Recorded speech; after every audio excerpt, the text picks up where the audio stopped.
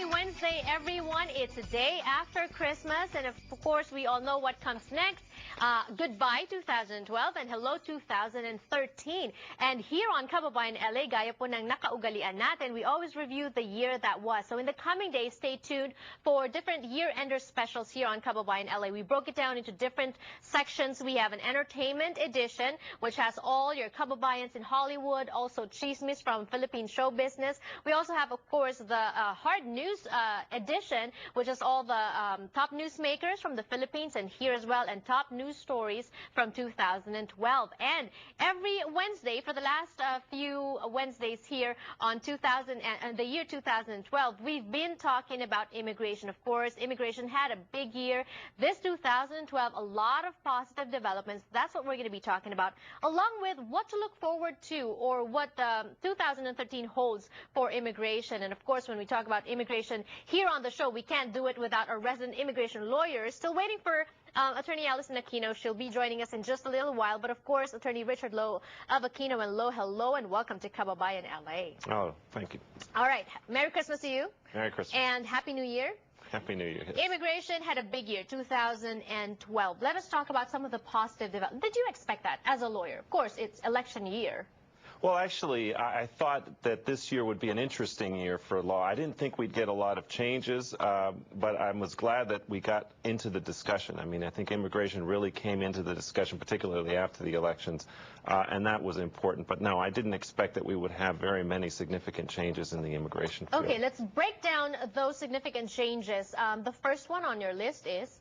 DACA. I think DACA was the big push forward for the Obama administration, sort of giving deferred action for early childhood arrivals here, and that was important. It really made the administration look like they were trying to do something for a group of individuals that many people in this country feel sympathetic for, those who came to this country as youths, as children, and who have gone to school here, who have lived here, and who have, by no fault of their own, been thrust into this situation. So I think that was a very positive development for the administration. And for those of us who missed that, for those of our viewers, what does it entail? What does DACA entail? Well, basically, DACA said that if you came into the United States when you were under the age of 16 and you have been in the United States for 5 years and have graduated from high school, that you can apply for a work permit and basically get a kind of, they call it deferred action, which basically they won't remove you from the United States and you can work lawfully in the United States. And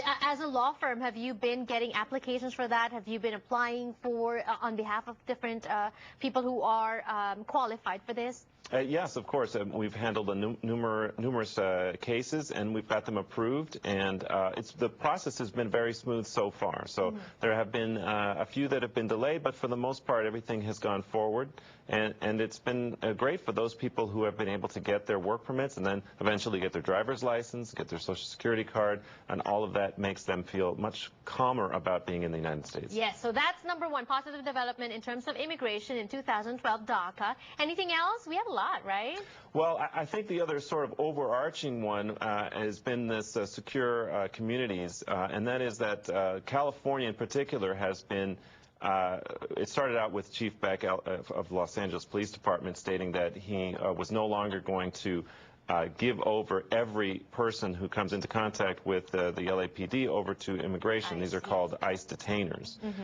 And after Chief Beck came out and said that was a few months ago, Camilla Harris recently, as the State Attorney General, stated that local communities are not required to opt into the secure communities system. So that was a big push forward. And then Lee Baca flipped. He's the LA County Sheriff. He had been saying that he was going to participate in secure communities, and he recently flipped based on the Camilla Harris stance. And so now you have, I think, a much more realistic view of immigrants who are here coming into contact with law enforcement, that if you are somebody who has been driving without a license and get pulled over by the LAPD, you're not automatically going to be sent over to Immigration and Customs Enforcement and go in through a lengthy removal process that could be obviously detrimental to yourself and your family. Because can you define to us the concept of secure communities?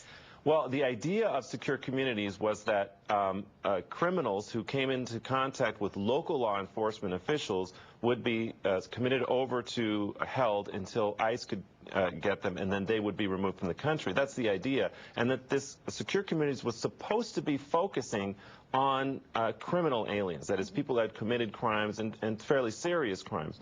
But what ended up happening is basically anybody who came into contact with local law enforcement officials was being turned over to ICE. Right. So it becomes a huge net that is dragging many people into this who maybe don't even suffer a conviction afterwards. They just get arrested and come into contact. They don't get pursued in the criminal courts, right. but now they're facing removal. So this has been a big back and forth. You have seen some states go with it wholeheartedly, right. and you had seen states like California now kind of backing off of that and saying, well, we don't have to, because the federal government has been putting pressure on states to say that you must be part of secure communities. Okay. And there's been a little bit pushback now. You can see California saying, well, the way the law is written, it doesn't mean we have to.